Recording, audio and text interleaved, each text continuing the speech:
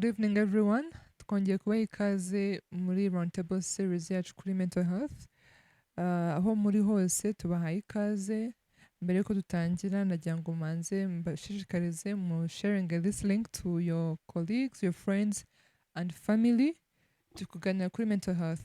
Mental health as a subject that is very important and critical in our culture, muri gihugu cyacu, in our context, but also more importantly muri kino gihe turimo. Turi kuri final session, nimba yuko nabyita final session kuri mental health series imaze about 2 months now, and for this conclusive session we are talking about faith and mental health. Nongeye kwibutsa mu sharing the link with your colleagues and friends aho muri hose. So we have a special guest tonight. Ni umuntu uri muri uzi cyane, nimba nabyita a professional and an expert in this mental health field. Ariko reka muhereze ikaze atwibwire kurushaho about your professional background ndetse about this series. Murakoze, nitwa Prince ARIEL UWIZEYE, ndi psychologist by profession, ndi umukristo. Professional background, apart from being a psychologist, I've worked in research in mental health at the University of Rwanda. I've also worked for Rwanda Psychological Society, which is the Association of Psychologists in Rwanda, as the executive director. I'm currently the country director of UWIZEYE, which is also an NGO that works in mental health space, among other things. We are so honored to have you here as we get to share your insights and expertise about mental health, but as you said, as a Christian, how we link it with our faith.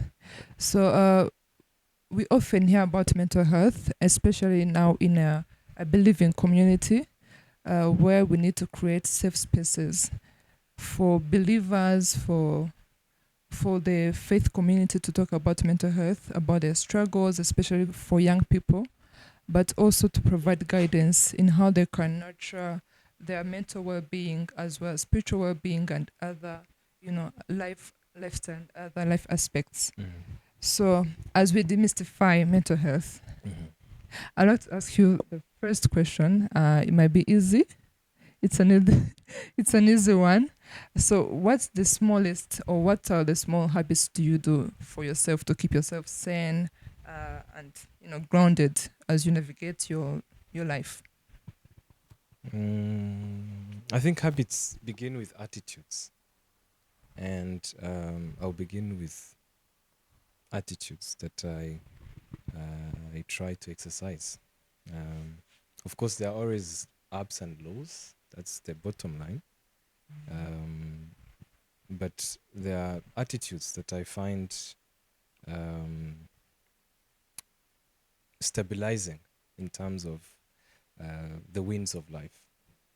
One of the attitudes is to always be aware that extrinsic goals do not necessarily satisfy intrinsic basic needs. By intrinsic basic needs, I mean things like being content, like being happy, like being extrinsic goals. I mean career success, material success. We live in a life where people keep comparing each other, and that is a road to doom when it comes to mental health. And the attitude, the right attitude, the attitude that focuses on or that cherishes intrinsic goals, like connectedness with other people, like living a life that tries to be useful among others, intrinsic things, not external things, which I think the Bible talks a lot about in many ways, and it puts practical ways to do that, which we do call laws, and we do not necessarily take them as useful things. We think it's in God's interests, but what God is trying to do is to keep us intrinsic, other than extrinsic. Mm. Have Have you always, or did you find yourself having such mentality, or how did you develop it? Um, I would say I have never, I have not yet mastered that mentality. And sometimes I've had I've had periods in my life where I have more of this mentality, but there are other times when I find myself more vulnerable. And of course, that has to do with life transitions. As we age, there's a lot of life transitions, unexpected transitions, and which can expose us to unexpected pressure, and which also tests our our um, our values and our stability on this intrinsic. But as I said, what is important is the attitude. Mm. Habits change, but attitudes keep us bound to what we believe in. You might triple here from here to there, and you might sometimes catch yourself focusing on, for example, materialism. At our age, maybe 10 years ago, when we were still teenagers, it was less of we did not really understand the material world as we understand it today, Yeah. and we did not have responsibilities that we have today, and we did not perceive the future that we are perceiving today, and that creates its own problems. And there's a tr- there's there are, now there is real traps that would make someone be more materialistic, for example, as compared to when you were a teenager, Mm. and that creates new battles in my life. Personally, I experienced those battles, and but keeping an eye, that awareness that first of all, that extrinsic goals will never satisfy, even when I'm distracted, brings me back on course. Mm. I think what is important is the understanding, the core understanding, the attitude that yes, let's work hard, let's try to be successful, but it's not really what matters when it comes to real happiness and real joy of life. Mm. I have a question that I would have asked you in the, as we go on in the discussion, because we see that awareness or that realization depending on the age you're in, but even so, that is enhanced with the social media. You see about the need to have materials things, the need to compare yourself with other people as you see on social media, so and so your age or your classmate, your former classmate has achieved this and this, Mm-hmm. and then you have the need to compare yourself with the person and you feel Yeah. like because I hear it so much often that it's also one of the lead causes to mental health struggles among young people. Mm. But before we get there, Mm. what is mental health? That's a good question. Uh, First of all, mental health is a state, Mm-hmm. is a state of your health, which is mental. Mm-hmm. It does not necessarily mean a bad state or a good state. It's just a state. And like any other health, it gets affected. We like to think that some people are their mental health is affected, but everyone gets affected at some point in life. Mm-hmm. And I would even argue that everyone is affected already. Everyone is affected by one thing or the other. We navigate through these effects. It's no, it's yeah. Again, that's I wouldn't go there saying twese turarwaye kuko uburwayi nabwo bufite clear definitions. Ibwo ari bwo there are clear boundaries, but twese turi affected. Mm.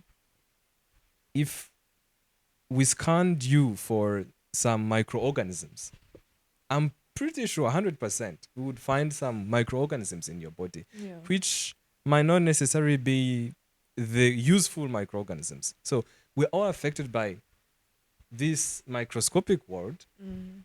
in ways that so everyone is affected. Your health is always in a battle. That's why you have immune system. Mm-hmm. Mm-hmm. Otherwise, your immune system would be dormant, but it's not. We all know it's not. It's always fighting. So is mental health. We're Mm-hmm. always in a struggle. We're always affected. We're always finding resilience. And it only gets worse when it comes to mental health issues, which are serious, persistent issues like any other sickness. When you have a flu, there is always a potential flu going around, but your immune is keeping it At bay. at bay. And that's the same thing with all these struggles, depression, anxiety, and everything. It's your resilience that's keeping it at bay. But it doesn't mean there are no serious issues in life that would, or biological, not necessarily, because what causes some of these problems is not only, cannot only be confined to external world. There's also a physiological aspect of it, and there is always that battle. And what we need to understand is that mental health is a state of being, and every state of being is affected. And it doesn't, mental health rimwe na rimwe abantu tubyitiranya na n'ibibazo by'ubuzima bwo mu mutwe. No, it's a state of being. It's health. It's health. Actually, when we say mental health, it's positive. Yeah. N'ubuzima bwo mu mutwe. So n'ubuzima bushobora kuba affected, bushobora kurwara, bushobora gukira, bushobora kuba buzima cyane, bushobora ku, yeah. Actually, what's the right word to use? Ushatse kuvuga nyine mental, is it mental health illnesses? Because mental health, and then we have this connotation, it's a bad thing. So what's the right word to use when you're trying to say what we deal with, the issues we deal with when it comes to mental health? Well, it depends on the context, but you could use mental health disorders. These are typical DSM-5 disorders. You could use mental health issues, which is a general term for problems, not necessarily the categorical diagnosed problems, but it could be problems like grief, problems like any other emotional pain you go through. And but it's disorders when it's these typical. But if we shouldn't really focus on the disorder part, because that's where stigma begins. Yeah. It's being mentally affected does not mean you have a disorder. It just means you have challenges and you're navigating your life through these life challenges, and it means you're normal. It means you can be affected, you can be hurt, you can feel pain, you can cry, you can. It doesn't mean you have a disorder. Yeah. Earlier on, before we came on air, we were talking about the biological explanation of what we deal with mentally. Could we dive a little bit deep into it? What's the biological, like, how does it connect? For someone, for instance, to say the person is dealing with anxiety, how does it relate biologically within a person?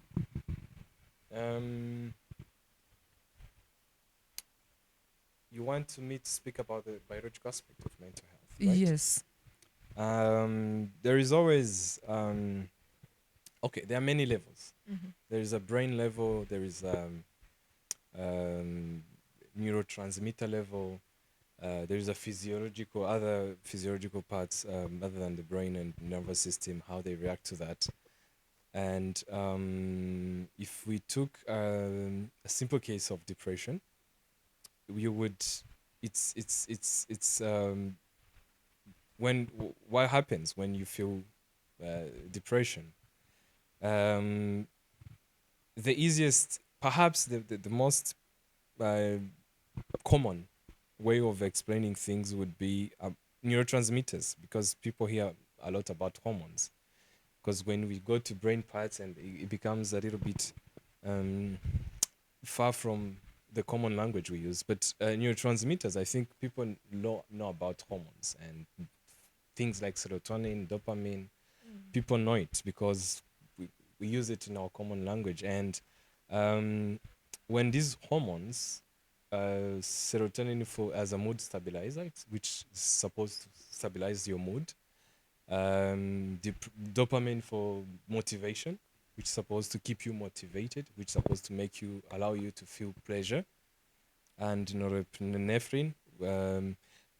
These three hormones, when they get low in your system, for intricate reasons. Again, there is the brain, how the parts of the brain are functioning, and then there is what you're suffering, what you're going through, and when these mood stabilizers, motivators get low, automatically you react to that.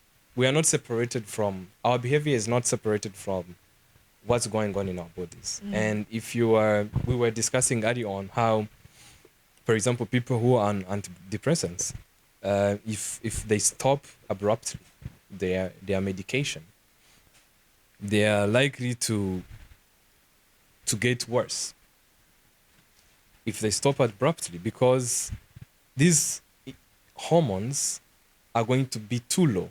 And if they are too low, there's nothing you can do about it. You're going to start to feel pain. It's not physical, but sometimes it's even physical, like back pain, chest tightness, there is headache. It could be physical pain. It could be somatoform. That is psychological pain translated into physical pain. But even that emotional pain is too much, and you can feel it. And so it's not just about interactions and what you're going through. There is a biological aspect of it, and which makes it even more complicated, because it's a chain. What happens on the outside affects what happens on the inside, and what happens on the inside affects your behavior, how you react on the outside, and it creates a cycle. Creates a cycle of you tend to isolate yourself because you don't find, you're no longer, the hormones that were supposed to keep you connected to others are no longer there. You feel low in your mood, you feel numb, and then you start to even feel pain, like pain, so much pain that people with depression sometimes do what we call self-harm. They cause physical pain on themselves, like cutting your veins, just to distract themselves from the emotional pain. That's how serious the emotional pain is. It's so excruciating that you would rather have physical pain. Some engage in very risky behaviors. Some abuse drugs, not because they don't know the effects of these drugs, but what they are feeling, they would take any risk to if someone can cut their veins, it means they're really feeling real pain inside, and they're trying to distract themselves. So it's real. There is a biological aspect of it, and it's good that we're talking about this with Christians, because sometimes it's called other names, and it can be belittled, but it's real and it's serious. Yeah, I guess that now explains or demystifies when bajya bavuga ngo, I think it's in some culture and society, bavuga ngo uno muntu ntabwo yigeze ahura n'ibibazo na bimwe mu buzima bwe kugira yaba afite ikibazo cyo mu mutwe. You see, like that kind of approach, bati umuntu ntabwo ahuye n'ibibazo mu buzima bwe, nta mpamvu yakabaye agira this depression and all that, but it's more biological. Yeah, there is a biological aspect nk'iyo nsobanuye, ariko no kuvuga ngo umuntu ntabwo yahuye n'ibibazo, what does that mean?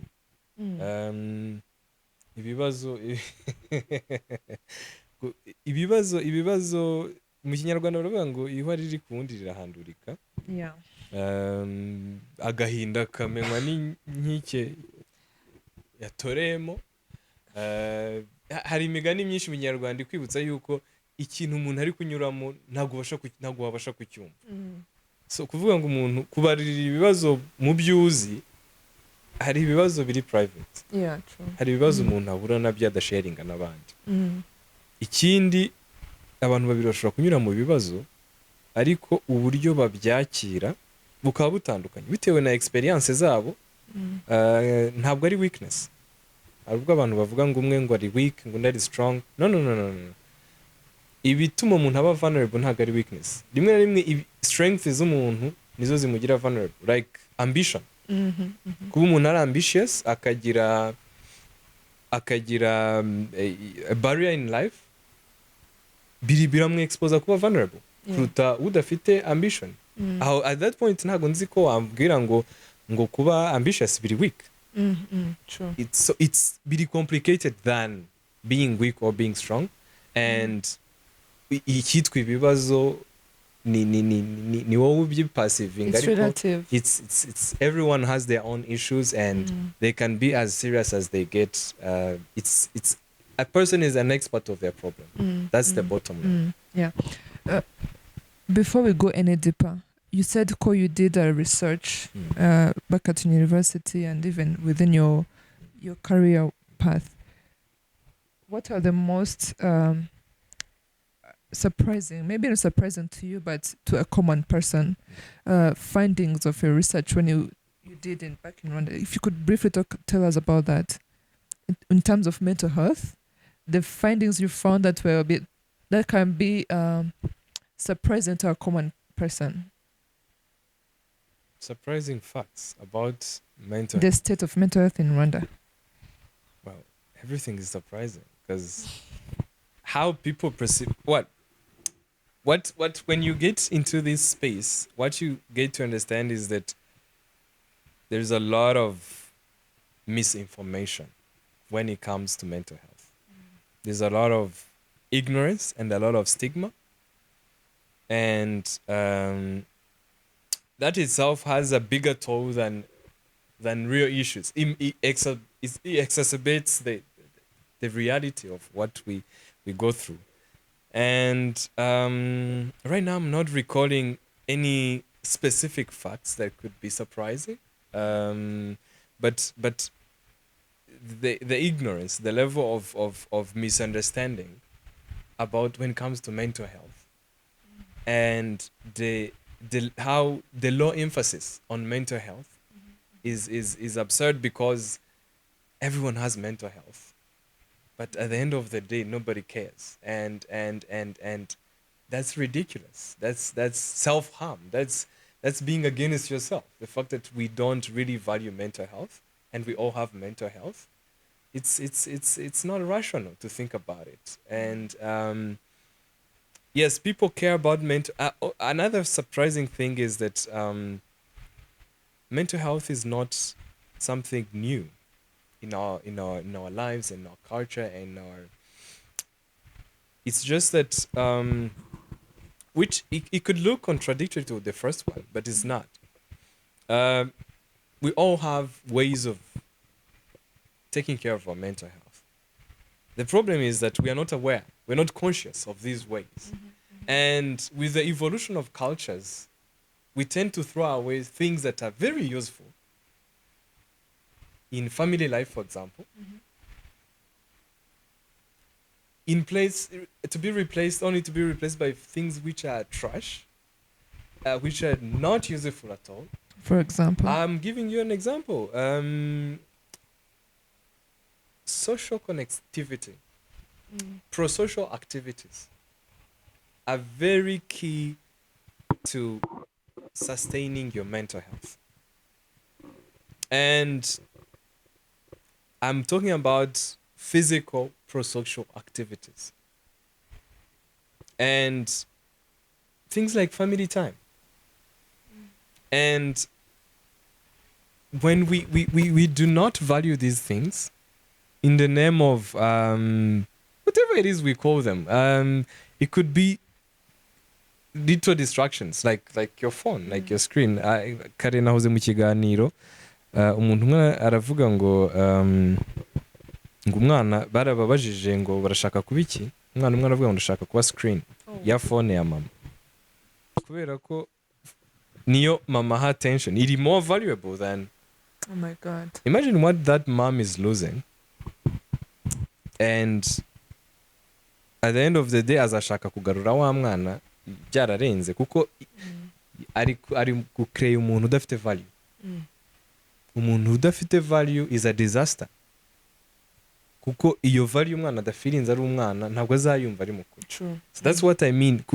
Kutari ibintu biri valuable dusanzwe dufite mu muco bisanzwe byubakitse, nibyo ndi kwita ignorance. When I talk about ignorance, now ndi kuvuga kuba tutazi the western concepts of mental health. You don't need to be an expert in mental health, but that awareness of what really matters in life, of what really matters in my life, in my family life, in I'm talking about family because it's very important. It's the foundation of our mental health. And so that's a very surprising fact that muri cultural evolution, we are almost doing the opposite of nature.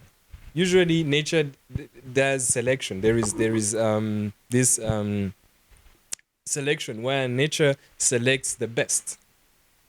But we seem to be selecting the worst. And it's surprising. When it comes to mental health, when it comes to cultural evolution, we seem to be selecting the worst. And it could be, it's very surprising. Yeah, Yeah. and it's alarming as well. Yeah. As talk about awareness and something that we do subconsciously or consciously, what can you say about the subtle, emotional, mental, or physical cues? If I get to notice them, that would say that my mind, my mental health needs attention. What are some of those things? It might be many, but what are the most key ones? Simple. Are you happy? Are you satisfied? Are you do you feel useful? Do you feel important? Are you confident about the present and your future? All these things, these are indicators of vulnerability to mental health issues. And if you want me to get deeper into some signs and symptoms of disorders, mental health, actual mental health disorders, for example, like depression, if you are, I'm talking about depression because it's a common issue, and I think it's even more common in language. Everyone is talking about depression, and that's because there is a lot of depression going on in other things. And yeah, if you are sad for consistently for 2 weeks or more, then I'm using sadness as a simple emotion that everyone could understand. If you're sad consistently for 2 weeks or more, then there is a high likelihood that you are depressed. If again, we need to, when it comes to disorders, intensity and time matters. Like, is it something that's keeping you disconnected from others? Is it something that's keeping you from seeing activities that you usually found pleasurable, no longer pleasurable? Is it something that is actually affecting you in these levels? Ziri functional? Ariko you're feeling that pain, that emotional pain consistently for 2 weeks, you're likely depressed. So there is a factor of time and intensity involved. Because when you first mentioned about, are you happy, are you satisfied, I was like, do I need to always be happy? No, you don't. You're right. No, you don't. So it has to be like over a certain period of time. Yeah, it has to be. It has generally speaking. But the reason why I'm asking these general questions is because they are predeterminants. You don't wake up and be depressed. You are more vulnerable to depression if you score these questions negatively. But if you score them positively, if something hits you, it means there are more resources in your life. You can rebound. So you're more vulnerable if you're not satisfied, for example, if you're not content with who you are, if you're not, if you don't feel useful. If you don't feel useful and someone breaks up with you, they will crush your entire self-esteem because you were vulnerable already.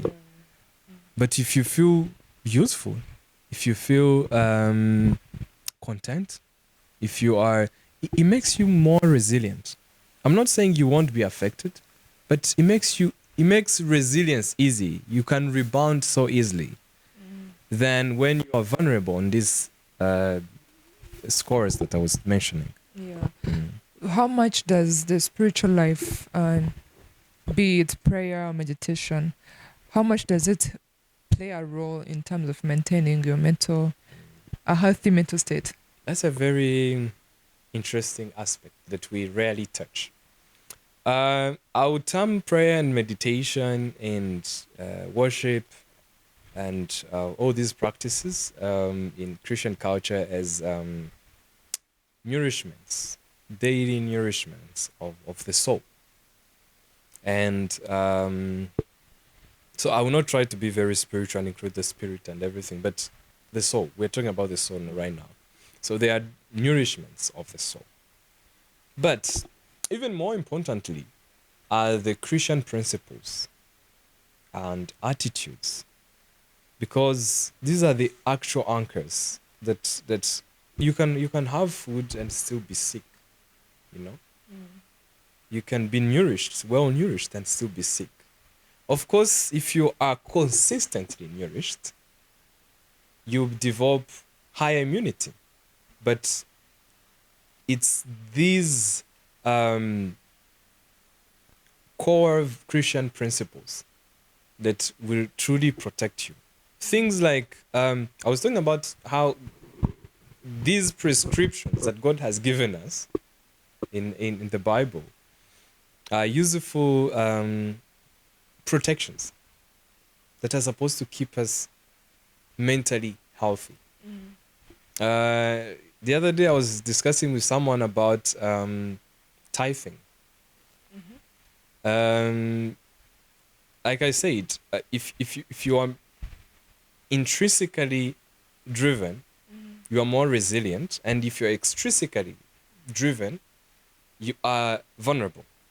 So if you are more materialistic, the more actually research, there is evident research that shows that the more materialistic you are, the more you are attached to the material world, the less happier you are in life. And things like tithing, taking 10%, a practice of taking 10% of your own consistently is a practice, is a prescription to materialism, because it's supposed to keep you detached from a certain part of your own. So it keeps reminding you that what you have is not yours. And that way, if you can give 10%, trust me, you can give 20, you can give 30, you can lose 50 and still be okay. Because you're practicing loss. And God does not care about your tithe. It's only 10%. You're not feeding him with your tithe. And trust me, he can find ways to keep his ministry moving. He cares more about your soul. And he wants 10% of your materials to keep you from being materialistic, because he knows that once you get materialistic, you'll never be happy. Things like Sabbath. Everyone should have a rest. Talk about it. Everyone should have a rest. When you look at the structure in the Bible of Sabbath, Sabbath is not about the seventh day alone. Bible talks about Sabbath in many ways, including releasing slaves, including relieving people of their loans, and all these rests. God wants us to rest. And he understands the power of routine. Because you can rest, but if you rest chaotically, your brain will not know when you're resting. And he understands the power of routine. That's why he sets a day. There is a day for rest. So once you approach that day, no matter how hard life is, your brain will tell you, keep moving. The rest is near. Okay? And once you're in this rest, if you truly practice it, once you're in this rest, your brain will be truly rested, because we are creatures of routine, and your brain is about routine. So if you rest on Monday and then rest on Wednesday and then rest on Sunday, and then if you sleep on during the day and then sometimes you sleep the night, you're going to suffer from stress, because your brain doesn't know when to sleep. So you will lose sleep. You will not be able to sleep, for example. So God understands these things, and he sets principles. I'm using these principles among others, because these are some of the principles that we don't really care about. Unless you are a Seventh-day Adventist, then you think Sabbath is not really important. Mm-hmm. And unless you're very religious, then you think giving tithe is not important. So I'm using this intentionally because I want to assure you that these principles in the Bible are there for your mental health. Mm-hmm. It's not in the interest of God. It's for your well-being. Yeah. That's quite an interesting perspective. Mm-hmm. It brings me back to the question I asked you earlier about you as a professional. Where does faith and you being a professional in the mental health field converge? Mm. Where does it converge? Now I understand it from the Bible perspective with those principles you just said. But how do you, in your day-to-day life, how do you convert the two? Well, my practice is an art. Mm. And an art, like any other art, it's open. It's open to different ideas, and I remember early on we were talking about things like yoga and everything, and how people perceive them. So it's open. It's open, and yeah, I know That's my next there's a whole question. other conversation about the openness of it, but it's open, and it's also scientific. It's also a science. That means it has core principles. You mean yoga? I mean, no. I'm talking about my practice as a psychologist. It bases on principles and theories that are tested. What I find interesting is that these theories and principles that are tested are not new, are not as Western as we think. They are existent in our culture. They are existent in our faith. And actually, they are more clear to our lives when we see them in this lens. It's easy to resonate with you when we talk of faith and then when we talk of scientific principles, because at the end of the day, we have to accept that not everyone will become a scientist, Yes. but everyone can believe and everyone can have a culture. So when we see them in this lens, it becomes easy and understandable and more relatable. Again, we need to understand that we are not creatures of rational thinking compared to how when it comes to emotions resonate more with us. And so the culture and social connectedness and things like faith, they are more closer to us than abstract thoughts and theories and interpretation of them. So I always, faith always helps me to understand deeper on a personal level what these principles mean. And if you are able to interpret it in the lens of the Bible, it's very clear why things are the way they are. You realize that everything was said for a purpose, for a reason, for mostly for the nourishment of your soul, for the betterment, for your joy, for your happiness, and it's just beautiful. In this Christian setting or faith-based setting, there are also myths about mental health, where we often hear that if someone has suicidal thoughts, it's often regarded as a spiritual battle, that it's a spirit you have to fight, spirit of suicide. What do you think? Do we prioritize that spiritual battle more than That's an dealing with interesting it conversation. professionally? That's an interesting conversation. As a profession, if you ask me, is there a spiritual aspect? Mm-hmm. No, as a believer, I know there is a spiritual world. Mm-hmm. Okay? And also, as someone who understands science, I know there is an intersection in what is in the language of what we term as spiritual and what is biological and physiological and psychological. And that cross-sectionality itself is interesting. I find it very interesting. And but what's fascinating is that it doesn't matter in most cases. There's always exemptions, even in science. But in most cases, the principles that would assure you of relief of such illnesses, of such ailments, are they work in both worlds. They work in the spiritual world and they work in the scientific world. It's just that people tend to perceive them and interpret them and explain them differently. And if you thought about spirituality,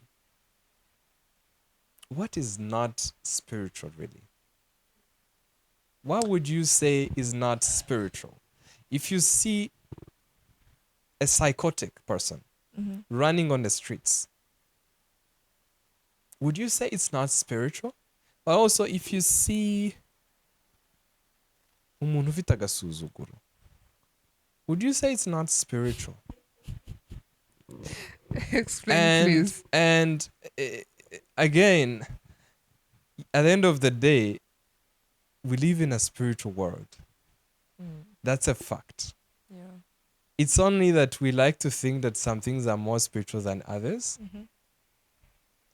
That could be true, but how we perceive that is it makes it almost entirely in two different worlds. Like agasuzuguro is spiritual, but in another world. And then psychotic, running mad on the streets is too spiritual. It could be contagious, actually. You have to run away when they are praying for such a person. But umuntu ufite agasuzuguro is possessed. Yeah. Spiritually speaking, if you understand what spiritual means. And the other day I was talking to people. We had an experience back in the days when we were young, where we used to pray in the nights, and then they would make us move out of the church. There was some tombs out there in the garden, and then they would take us to, ban the demons. And sorry, how old were you then? 12-ish. And Okay. and then 11-ish, 10-ish. Some of us were even some were even younger. In the night. Yes. And that was a good experience, because we like to protect kids too much, but exposure is good. And then one of them recently was asking me, actually it was a group of them, they were asking me, why were you not too afraid? They could hide behind me. Some were older than me. They could hide behind me. And some would even hold somehow they believed I would protect them from the demons because I was not very much afraid. I could be scared, but I was not very much afraid. And then I asked them, but what is not really spiritual? And because even as early as that age, I understood what spiritual means. And I understood that we live with demons. If they exist, they are existent everywhere and all the time.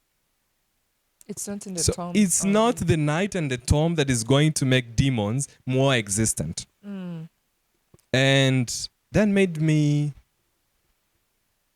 more relaxed than they were. It's not because they thought I was somehow spiritually superior, but the truth is I understood. Again, you know the truth, and the truth will set you free.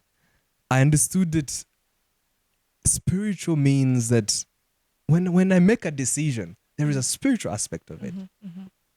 When I choose to come here and not sleep in my bed and say I'm sick, lie to you that I'm sick instead of coming to the show, then there is a spiritual aspect to that. A very serious spiritual aspect, actually, than an episode of depression, because an episode last for a while because of what I'm going through and end, but that behavior could last for a lifetime.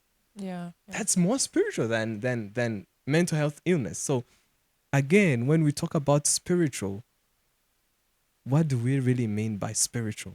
And what is spiritual and what is not spiritual? So even with mental disorders, there's that cross-sectionality. It's always there. If you believe in a spiritual world, unless you don't, and but if you believe in a spiritual world, I want to assure you that whatever it is you're doing is spiritual. Whatever behavior you have is spiritual. Everything is spiritual, but also everything has scientific explanations. And the fact that these two words can coexist is fascinating, is quite very interesting. And being scientific should not really mean we go against spiritual. It should actually allow us to understand deeper some of these spiritual principles by in the light of scientific reality, because they are evident and they are real and they work. So if a pastor tells you to rest because it's Sabbath, and a psychologist or a doctor prescribes you 15 days of, these two phenomena are going to work perfectly for you. In fact, the one who teaches you to rest as a lifestyle by scientific means is far ahead than someone who tells you 15 days of rest. And if they're able to convince you like pastors convince us, they're going to have more results. So even as a professional, I understand that.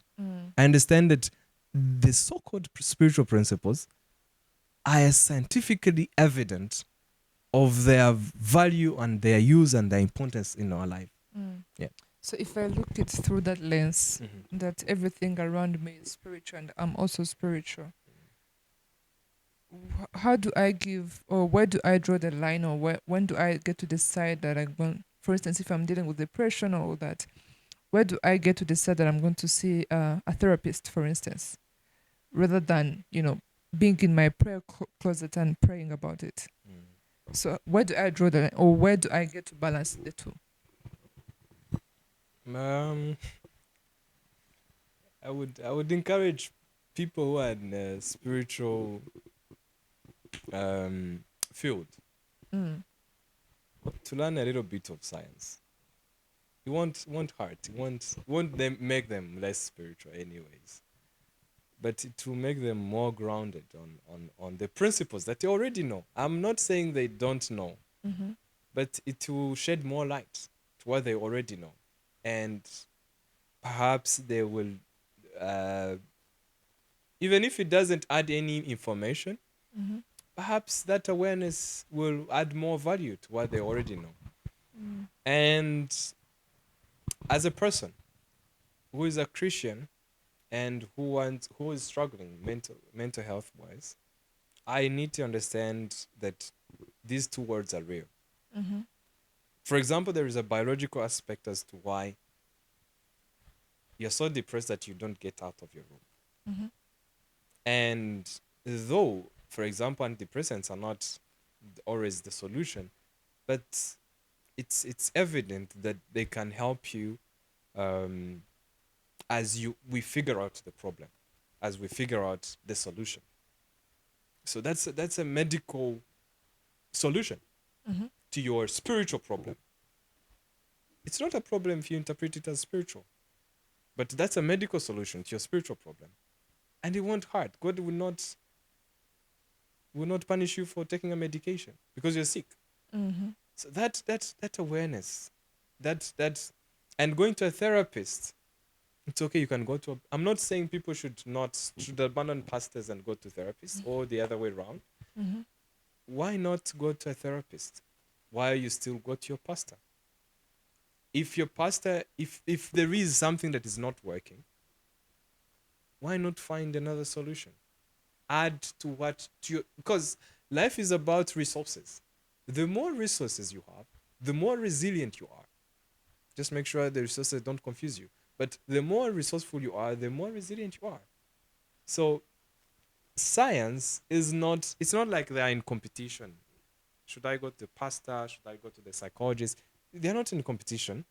It's just additional resources. We're so lucky that we were born in the 21st century, or before, right before this 21st century. We have scientific, it's a blessing from God that we have this scientific understanding, and we have people who are scientifically based, who are able to bring solutions. And so we should, I think God will not be proud of us if we don't use such opportunities. It's like saying, okay, I won't use technology for my spiritual nourishment. I'll only stick to the old way, old school. No, there are some good sermons on internet. And if you don't get yourself updated, you will miss out on some good things. So yes, there is some progress being made. Again, as I say, nothing's new. Everything scientists have in terms of this psychological space already exists in our cultures, already exists in our faith. But that language they use, that understanding, and the way they can relate these things, the way they can explain them, it could add more context to what you already know, to what you already have. And in human flourishing, it doesn't harm you if you add more resources. Yeah. What would you direct? I want you to direct, this advice, because you're speaking to someone who needs this service. Now, how about that pastor that is sitting in the office after preaching, or on a certain day they provide a counseling session to their followers? What would you say to this pastor in terms of, yes, providing that service, but also the mental or the therapy sessions for their followers? I am a psychologist who understands that there are limitations to my practice. Why can't a pastor understand that there are limitations to his practice? Why can't a pastor understand that there are these other aspects that he may not fully understand? And that's why we have professionals. Back in the days was a war between medical doctors and pastors or spiritual leaders. But now there is quite an understanding that if someone is sick, first go for medical checkup. Let's check if it's malaria, or before we first rule out physical conditions, then we can pray for you. But if Quartem can help, why bother spend, And I think we are coming to that era where we need to start understanding that mental health is also health. And just like we've evolved to understand that doctors are useful, they don't make pastors less useful. I think it's the right time that we understand that there are specialists in this area. And what you might have could be known symptoms of known disorders, and that have clear and known treatment procedures. Why not? Why can't, as a pastor, why can't I recommend as a psychologist, I can recommend someone to a psychiatrist? It doesn't make me less useful. Actually, it makes me more useful because I understand the boundaries. I understand the ecosystem. I understand I can be useful to that person. It doesn't make me more useful if I stick with a person and their condition gets worse. And I'm sure if a pastor doesn't understand their limitation, they always have such issues. I think we should expand our resources even in the spiritual world, as spiritual leaders and spiritual community, and integrate, because we have these people. We have these people in our churches. We have these professionals in our churches. And it's also a sort of empowerment. If we don't integrate them, they will think what they're practicing is not spiritually correct. And that's, some people lose their faith because they can't find how to integrate what they learn. They have not been prepared to understand that there is a scientific world and it's not against a spiritual world. Some people are struggling in their faith. And if pastors can't understand that a psychologist in my church is useful, as a doctor, as an engineer, you know, why do pastors hire engineers? And not psychiatrist. Why isn't a spiritual, isn't a church a spiritual building? I don't know. But they know their limitations, right? Yeah, true. They can give it a try, but they won't pray and the church It's built. gets built. So some things have been figured. But if you go back in the days, you'll be surprised by how much people with spiritual roles, how much authority they thought they had. They thought they had. Yeah. You would be surprised by how much authority they thought they had. By how much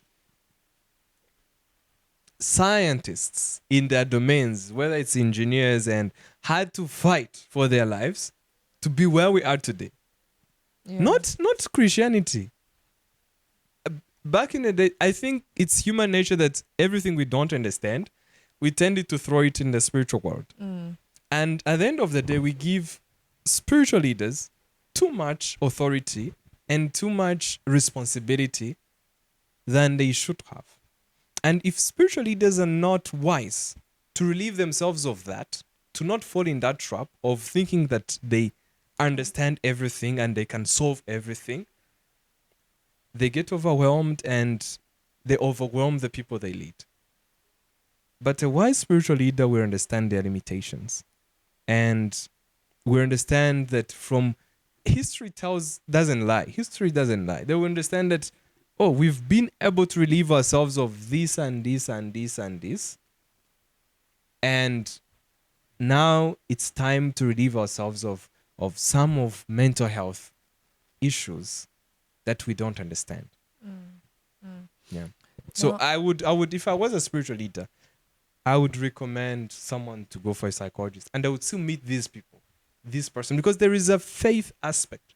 Even as a psychologist, when I work with someone and I understand that they are religious, I don't discourage them to be, even if I was an atheist, by scientific understanding, it's enough to allow me to know that if someone relies on their faith, if you strip it away from them, they'll be worse. As simple as that. Whether that faith is, I believe in it or not. So why can't a pastor understand that there is a biological and a psychological aspect of that? I think it's about being open-minded and being wise of not taking too much responsibilities that may be difficult, challenging to handle. Yeah, that is enlightening to most people. Yeah, I have an interesting question. Can trauma affect how we experience God and understand scriptures and Again, how? what is trauma again? Okay. These words could be different. How we use them in our daily lives, in our language. Explain it about. But I think what you mean is what we've experienced, the traumatic experiences that we've experienced. Can they affect Our experience with God and understanding of scriptures? Of course. We all have lenses, and these lenses determine how we see the world we live in. You could see someone and find them attractive, and I would not ever understand why you found that person attractive. It's your lenses. And most of these lenses are learned. And so trauma is a learned experience. and it can affect your lenses. It can affect how you perceive things. For example, trauma affects trust. And you were asking if that could affect your relationship with God and your relationship and your interpretation of scriptures and everything. Um, your lenses, you always carry your lenses even when you go to church, and you always carry your lenses when you speak to God and when you read your Bible. And these lenses, of course, will affect you. Um, you will try to shield yourself. Your mind will try to shield yourself of some of these things. You don't want to learn them because there is a conflict there that you don't want to touch. For example, if you are progressive, there's a whole movement of conservatives versus progressives. If you are a Christian who is a progressive, we don't I think we haven't started facing such wars in Rwanda. Yeah, But we if you look at it's just at the horizon, it's just coming. And when you're a progressive and you believe in the rights and of people and their freedom to exercise their rights, whether it's in the use of their bodies and everything, you would tend to read the Bible one-sided, because you don't, unless you are, again, there is exceptions, and people can choose to be wise. And being wise means that even if I don't agree with you, I will listen to you. I'll give you time. I'm not threatened by your ideas. I, I can entertain your ideas without accepting them. And but if again, not everyone is wise. Actually, wisdom is a luxury. So generally people tend to avoid. So how can it affect your relationship with God and your absorption of scriptures? You tend to avoid things that you don't like, and you'll be selective. It could be even unconscious. You would be selective of some scriptures, of some people hate laws, for example, so they don't read Old Testament. But that's because for some reason, I don't know if it's traumas, but for some reason they think laws are supposed to bound them, and they've grown in a system of laws. The churches confining them in cages, so much so that when it comes to laws, they're avoidant. They have faced laws in their choirs, they have faced laws in there's law for everything, so much so that they don't understand the sweetness, the importance, the beauty of laws, and how life cannot function without laws. So they would tend to avoid some aspects of reality. So there are many ways how these traumas can affect our interpretation of scriptures and our relationship with God. Can practices like fasting be harmful to someone who's struggling with mental health? Well, I'm not thinking of well, coerced, forced fasting Directly. is itself in its nature is a mental health threat. But fasting generally is a good practice. Even scientists use it. And it's not just a good practice for the body, it's also a good practice for the soul. It has a way it calms the drives, the natural drives of and that allows the soul to stabilize. And so I don't see why it would necessarily be a contributing factor to one's mental health issues. But if it's done without that understanding, then it could be, everything is a tool. It could be used for worse or for good. How can you counsel someone whose faith feels empty, despite doing all that they know in terms of spiritual discipline and practices? How would you counsel such person? Is it sign for help? Is it normal? Who feels empty? Yeah, whose faith feels like they feel empty. Um, First of all, that's not new, and it's not unusual. It's a process. It's a process that almost no one is immune to. At some point, you all feel empty. At some point, our faith feels like it's hitting a wall. And the awareness that awareness should keep you from panic. Because when we panic, we make wrong decisions. Awareness that seasons don't last forever. Time and change is inevitable. Awareness that some solutions don't come necessarily from objective sources. Sometimes all you need is to be aware and trust that it will end.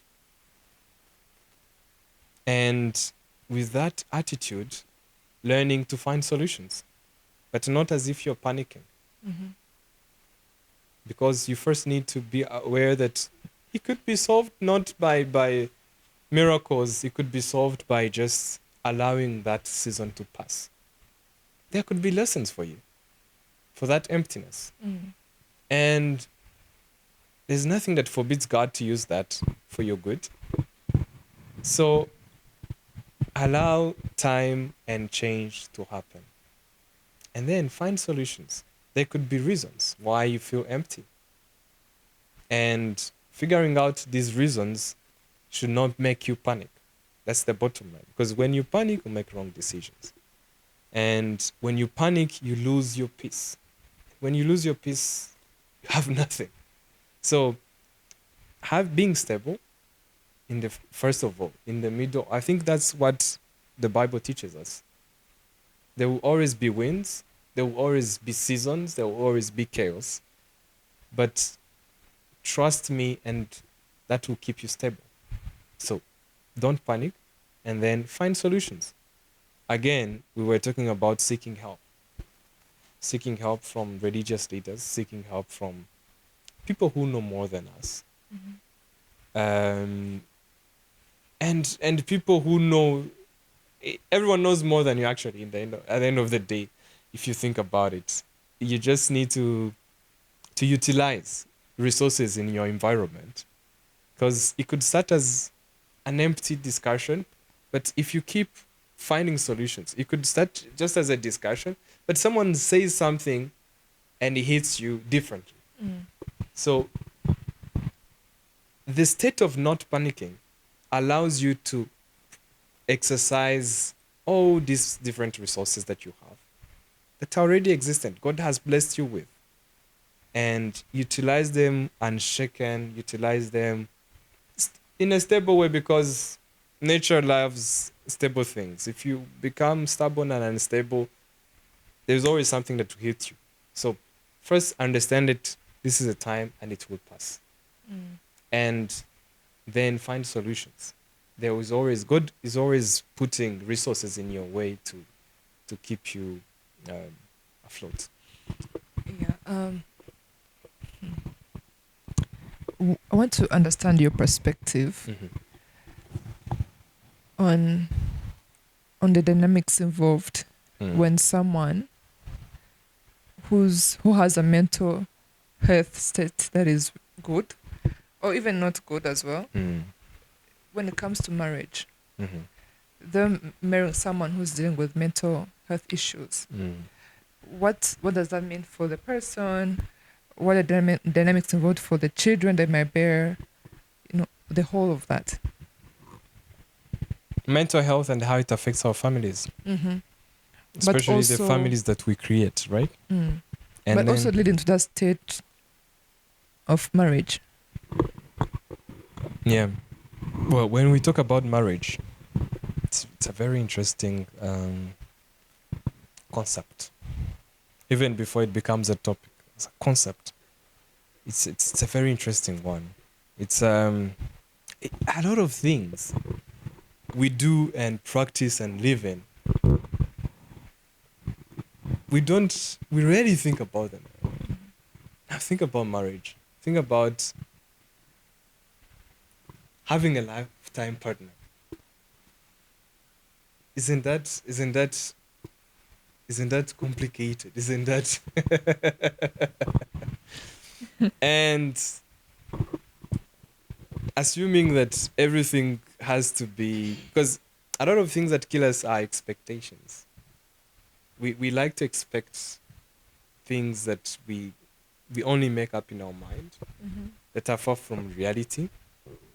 But we need, I was only making that point because we need to understand that this is a complex arrangement.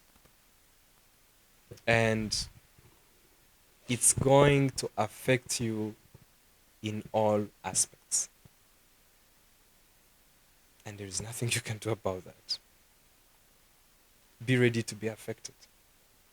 But then, there's actually something you can do about that, which is being aware of that. Awareness itself solves a lot of problems. Being aware that this is one, it all starts in, now you're bringing in a very complicated matter, and it makes me think a lot. It all starts in making such decisions that lead to marriage.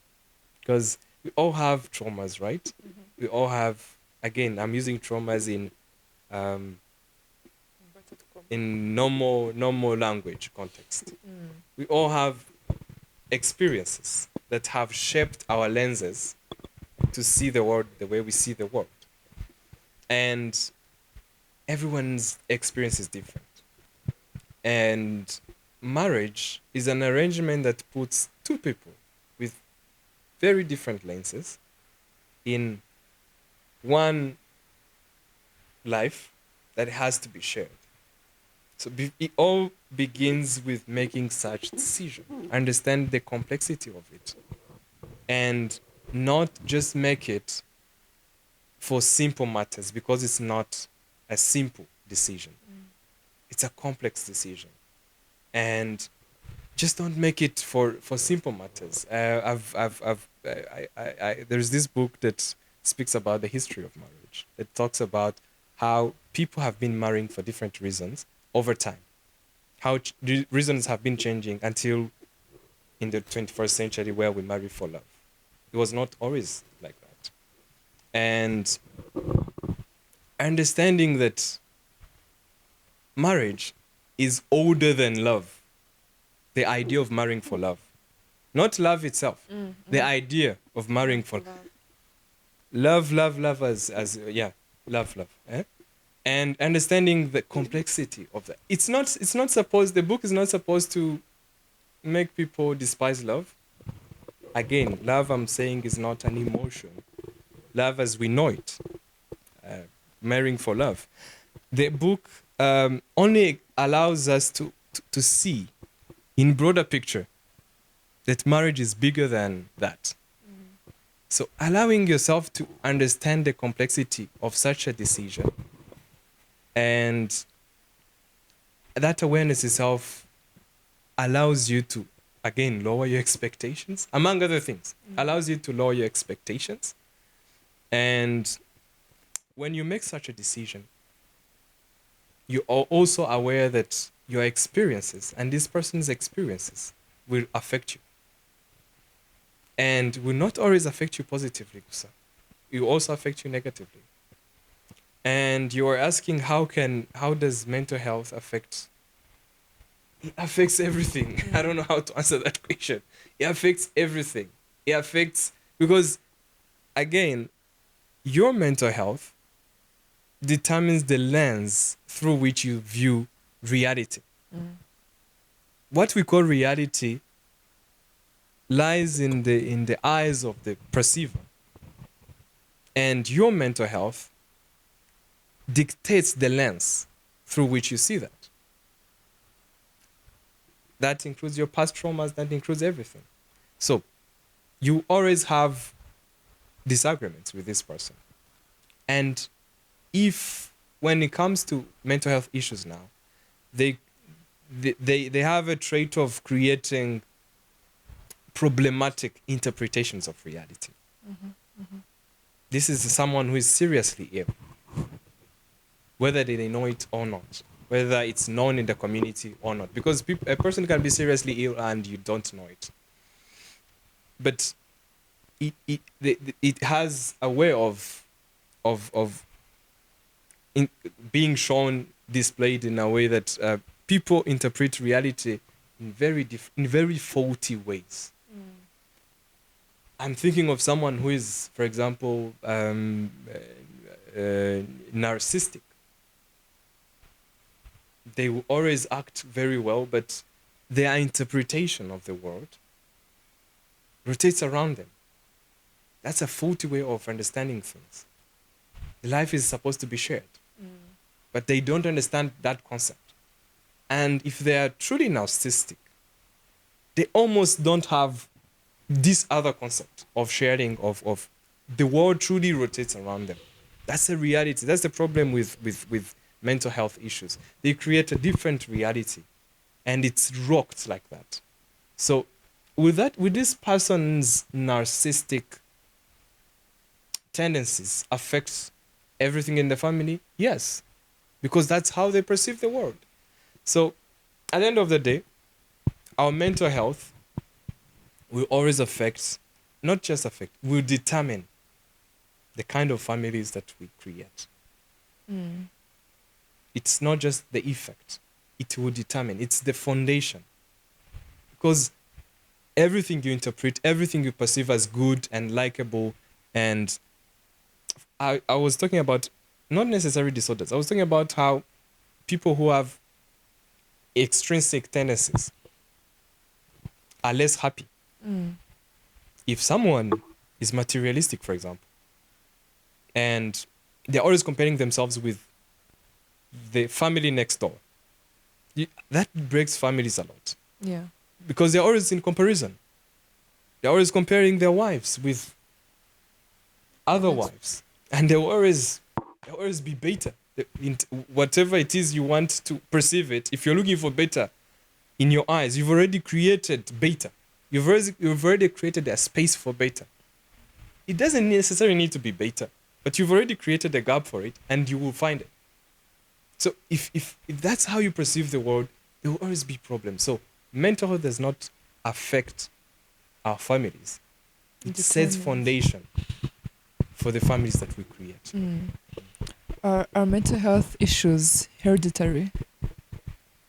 Some are hereditary, some are genetic. But to what extent? I think the extent is more important. Yeah, things like psychosis could run in families. Things like bipolar has a genetic aspect, but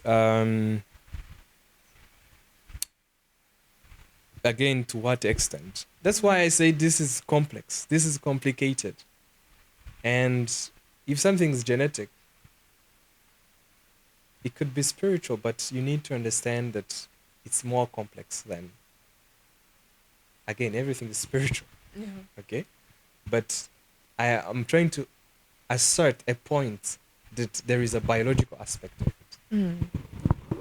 So some of these conditions could be genetic. And some people are more vulnerable than others to certain mental health issues. Not because it's just genetic. Some personalities are more vulnerable. Some you could even say different demographic factors, like gender, like personality. Oh, personality is not a demographic factor, like economic status, like so. They are exposing factors, and genetics is one of them. Yeah. We previously had a session with men talking about mental health, and I would like to pick your understanding or your thoughts around this. Yes, we know that men don't come open about the issues they're dealing with mentally. If you compare it to the other gender, women, but also the concept that, or even I don't know whether it's a myth, it's a truth, or you will shed light on that. That men are more logical than emotional. I think you know where I'm leading this question to, but what's your perspective around that? That thinking about men being logical and more than emotional, but also men dealing with these emotional issues and then them not coming forward with them. You said, what other difference did you mention other than logical and emotional? Another difference you mentioned about men and women? No, it's women, like they understand that women are emotional than logical and then different from with men, but also that men often face these emotional challenges, mental health issues, but they don't come forward with it. Yet they're dealing with them. So, like, what's your perspective around the dynamics involved? Are men truly logical than emotional? Because we're all emotional beings.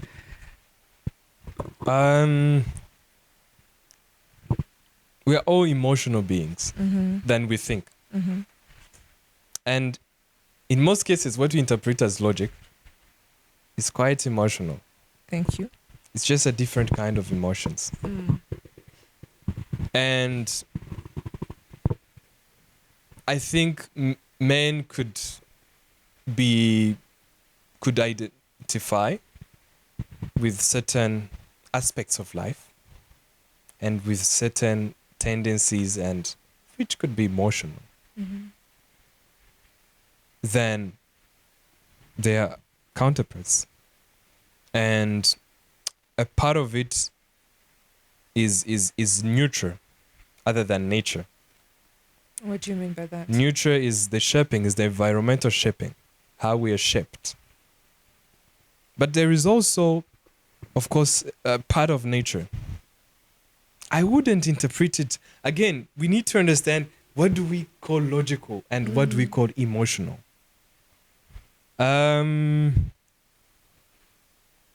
They say men are good with numbers. Okay? They see something, they will think, how much is it? And if they see a car, they like to give such examples. If a man sees a car, they will think about it in numbers. And then a lady may likely of the same age think of it, how comfortable is it? How the color, is the color appealing? But when we look at social responsibilities of these two genders,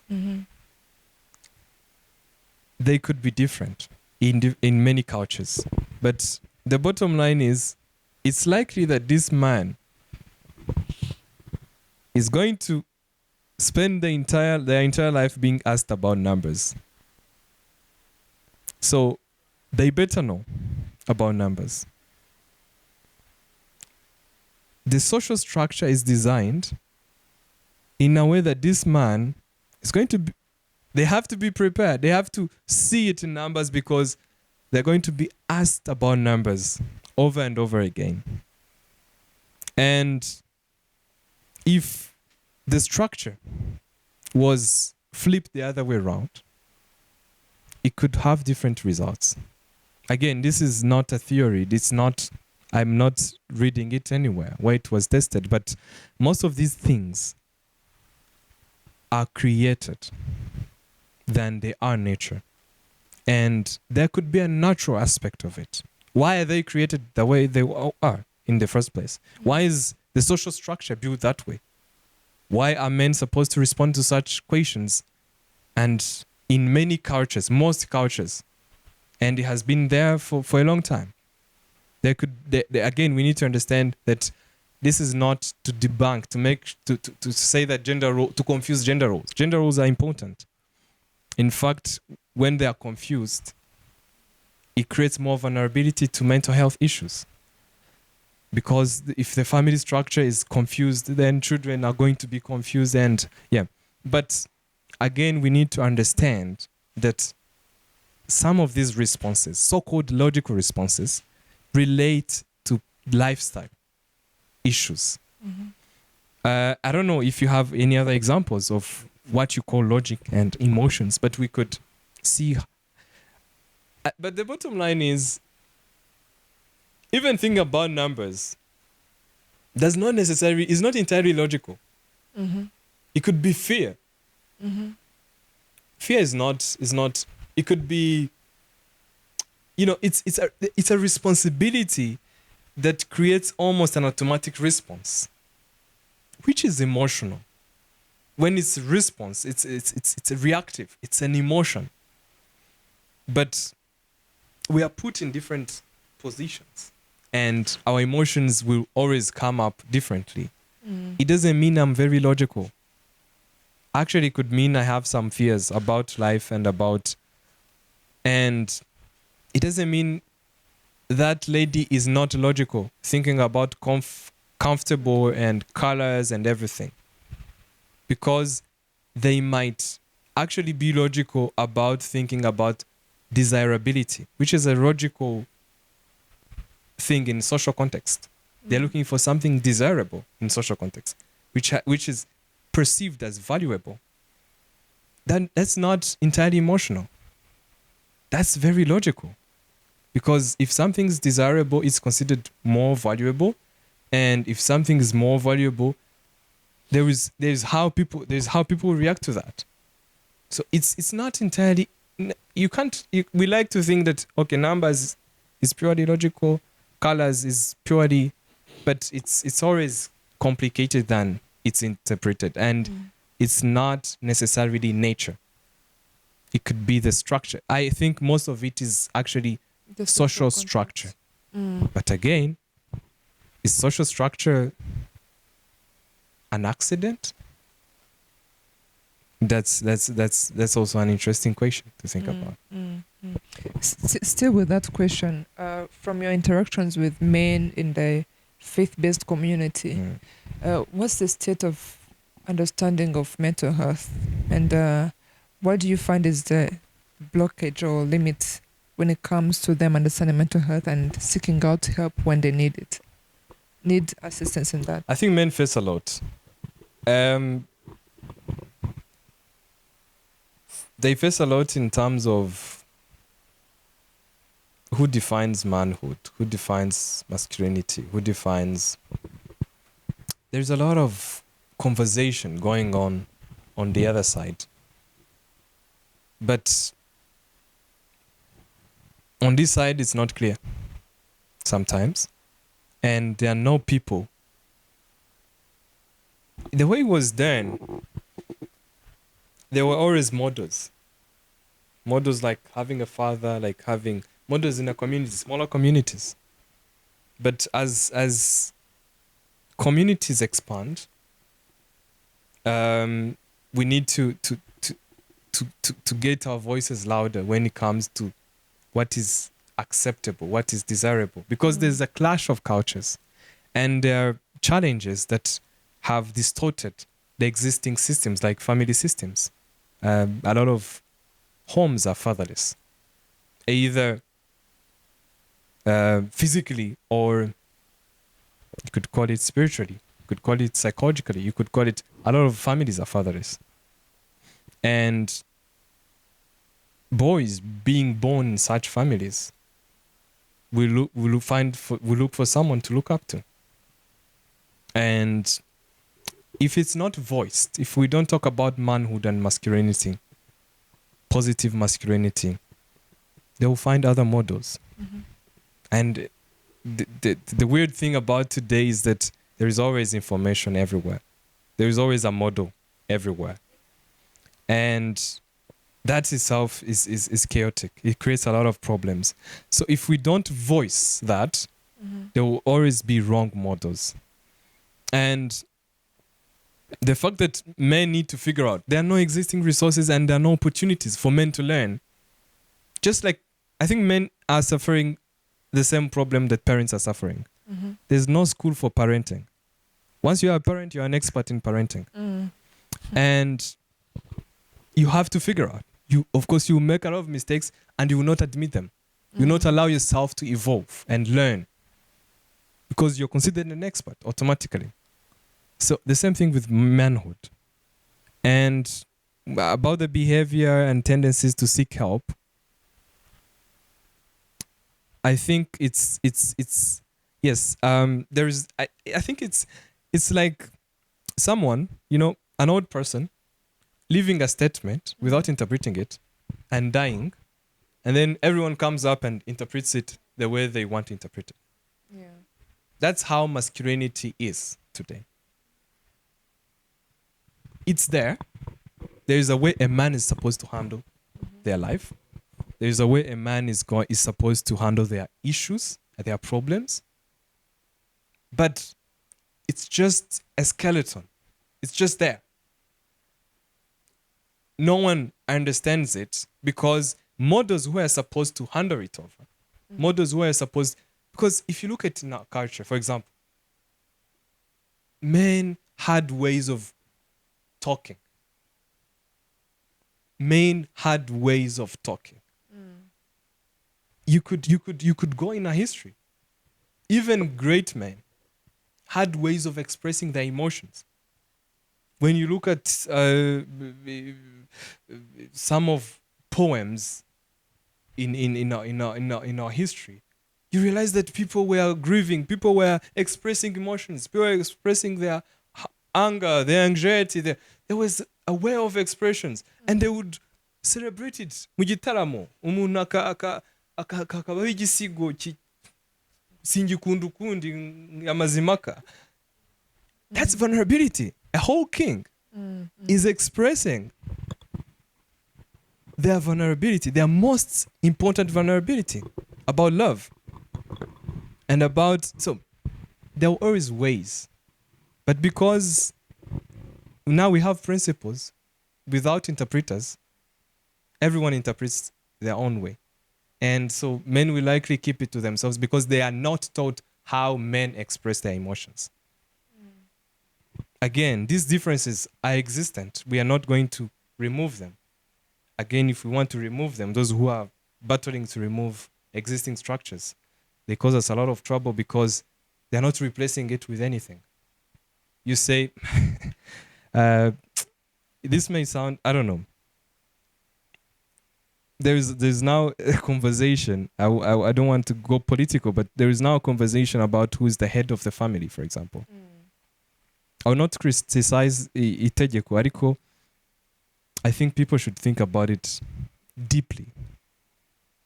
Because if you say everyone could be the head of the family and there's no criteria for that, that is again, if people are being scientists, let them be truly scientific. If you put two people in a room, let's do an experiment. Put a lot of people in a room and then say one of you has to be a head and there's no criteria for that head. Are you not creating chaos? If you were to remove something, again, you need to understand that this thing has been existent for as long as we know the Rwandan culture. It's a simple criteria. It's too simplistic, I understand. Assuming that a man will lead. It's too simplistic. But it's for a purpose. And it doesn't mean a man will lead entirely. There are gender roles, okay? And actually women lead, but there is a style of leadership that is different. One by influence, another one by objective solving of problems, and it doesn't mean one is leading another, honestly. But if you don't understand that deeply and you just decide, okay, we remove this, and you don't replace it with something, you don't put a guidance, tested guidance, because what we already have has been tested in time. It has its pros and cons, but it has been tested.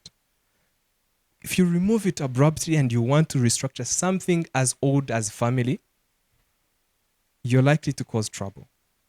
Because this thing has the same as religion. If you end up one day and just try to remove this something that has been tested in all cultures for millenniums, and because you think you understand science, you choose to do something about it, you're creating chaos in the social structures, and you're not going to find easy solutions as you think, because these things have been tested by time, by a long time, and by a good sample of people.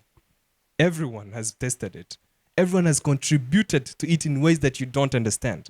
Every culture, every generation has contributed to the religions that people have. And then you want to remove faith. You want to fight. I see people with agendas, not necessarily in our country, but I see people saying loud things, and they try to think to portray themselves as very scientific, but science should look at facts. And some of these structures have been existent, have been tested. If you want to replace them, find something as tested, as enduring, as useful. So I was saying, we have principles as men. They have been there. But we are in a time where everyone is an interpreter. And that creates a lot of misleading interpretations, unfortunately. And I would advocate that mental health needs more room. When we talk about empowering young women, we should think about empowering their brothers. Maybe not a similar kind of empowerment, but that empowerment is important, because if we're trying to unless we want to create a world of that has some gender that doesn't have another, but we need to think about these other aspects of empowerment. It could be emotional intelligence. For example, men might be struggling in emotional intelligence. So if we're talking about empowerment in objective reality for women, why not train men about emotional intelligence? Why not? We should think that way, either by policies we put in place, governments, in churches. Empowerment should look at both genders, because we all need it. Prince, I'm afraid we could go on and on. Yeah. But time is not on our side. We were meant to use around 1 hour, but I can't count now. Yeah. Yeah, so I still had many questions left, but as we wind up, I have 2 questions, briefly. One, if someone was in a situation where they're facing someone who's about to commit suicide, what would you advise this person to do?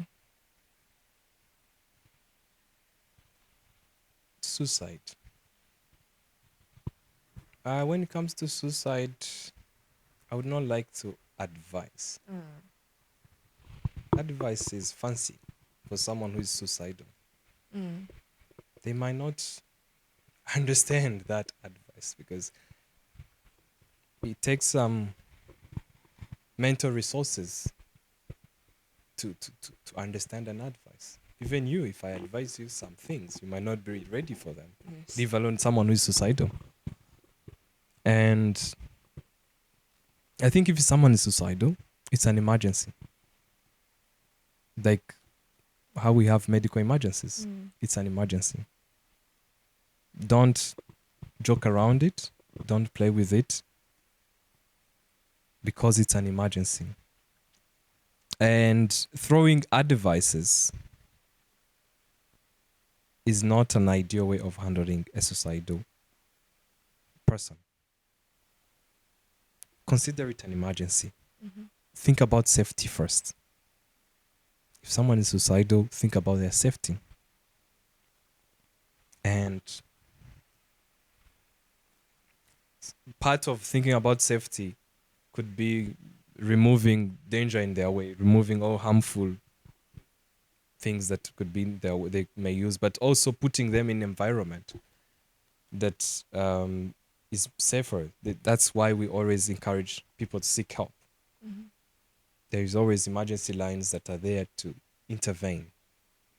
And then, because again, there is always an underlying mental health issue as why someone is suicidal. But before you do that, I think you need to think about safety first. When they are safe, now think about handling the issue, and later on think about treatment. But someone who is suicidal, advice is not a good path. Mm. Yeah, because they are suicidal. They have a lot of advices in their life, but they Yeah. still choose to die. Mm-hmm. So I don't think your advice will really help. Mm. Think about safety first, and then handle the issue later. Yes. Yeah. Thank you. For someone who's listened in on this discussion, what's one thing or two things you'd want them to retain after they watch this? Again, on suicide, Mm-hmm. there is what we call being in a state of where you attempt suicide, Mm-hmm. and there is suicidal ideation. You're thinking about it. You haven't even attempted. Today I was in a workshop where we were working on the Rwanda mental survey that is going to be out on mental health, and we were discussing about we were doing data analysis, and we were discussing about some aspects of suicide. There is a difference between suicidal attempt and suicidal ideation. Someone might be thinking about it, but they are not ready to attempt. So if that one needs an advice. If they are only thinking about it, but they are not ready to attempt, they might even tell it to you. But the irony of suicide is that you don't know when it's serious. You never know when it's serious. If someone voices it, I would advise take it seriously. Always it's okay if it's not serious. If you find out it's not serious, then finding out that it was serious when you did not take it serious. And what other advice would I give to What's another thing you want someone to retain from this? from this conversation? We talked about a lot of things, and I don't expect anyone to take everything, but I would say that one, mental health awareness is important and is of now. It's our time to be aware. Two, mental health is not new. Go back to your Bibles. Go back to existing structures in your culture.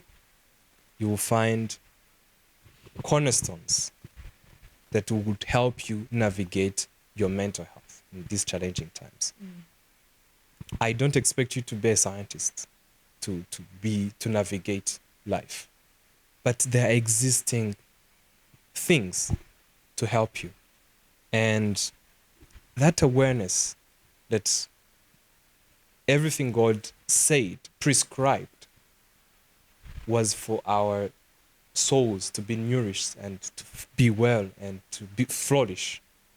That awareness should be the awareness of every Christian when they are reading their scriptures, when they are approaching their faith. As we become more aware of mental health, let's understand that it's always been there. And let's approach the laws in the Bible. I was saying some people have phobia on the laws, and that keeps them from treasures that God has hidden, prescriptions, practical mental health prescriptions that God has dictated in those laws. So mental health is not new, it's existent, and just be aware and approach your faith with awareness. It will do a lot to help. Thank you. Thank you so much. Thank you for your insights. It has personally raised awareness for me, and I believe that even for our listeners, they've changed some of the perceptions they had. They've understood better their role of faith in terms of dealing with mental health issues. And I really hope that this reaches even more people as you share it with to other, your friends through various platforms. So thank you so much once again. And I really hope that people stay tuned for other sessions we're going to have, maybe on this series, but even on other series we're going to be having in the future. Stay tuned. Thank you for having me.